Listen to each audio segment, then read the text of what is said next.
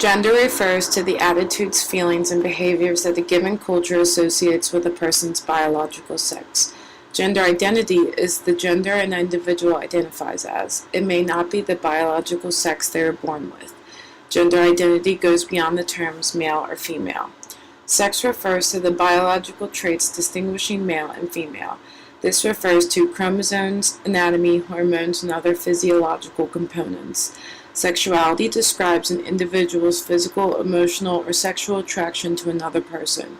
Generally, sexuality is divided into three categories: heterosexual, bisexual, and homosexual.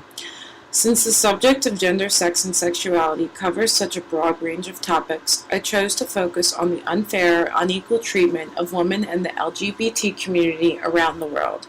Some of these countries included Turkey, Egypt, Ireland, Venezuela, Thailand, England, Mexico, and Sierra Leone. Because of religious and cultural beliefs, a procedure called female genital mutilation, or FGM, is still being practiced around the world. FGM is the practice of partial or total removal of the female genitalia. Although it's illegal in most countries, FGM is still very prevalent today. For example, in Egypt, FGM has been illegal since 2008, but is still widely accepted because of cultural or religious reasons. UNICEF has estimated that 91% of the married female Egyptian population have been mutilated. FGM is seen as a celebratory day in a female's life and is believed to stop a woman from being promiscuous. However, females are now being educated on the harmful effects of FGM. They are now being encouraged to talk about their experiences and feelings towards the subject. Gender-based violence is also another major issue around the world. Earlier this year in Turkey, a 20-year-old female student was raped and brutally beaten to death while traveling in the southeastern part of Turkey. This incident caused an overwhelming response on social media because of the high rates of sexual violence in the country. Women shared their stories all around the world with the hashtag #TellYourStory. Thankfully, there was some good news I learned this semester.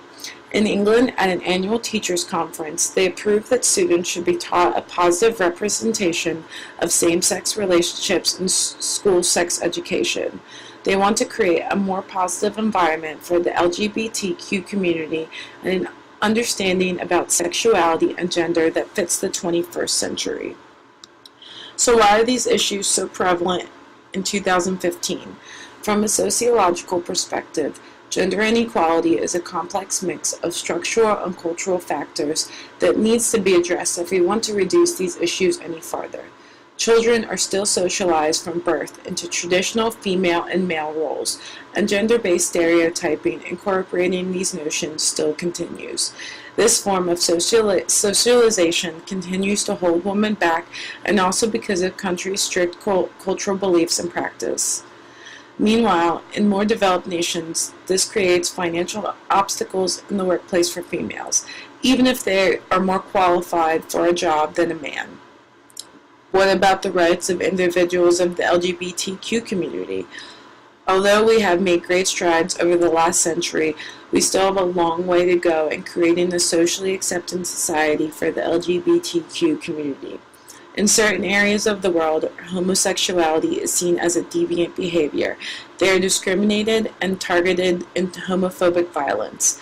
It is still seen as a crime in some countries, and you can spend time in prison or receive the death penalty for being convicted. As people, we should be able to choose who we want to love or who we want to identify as, without any consequences.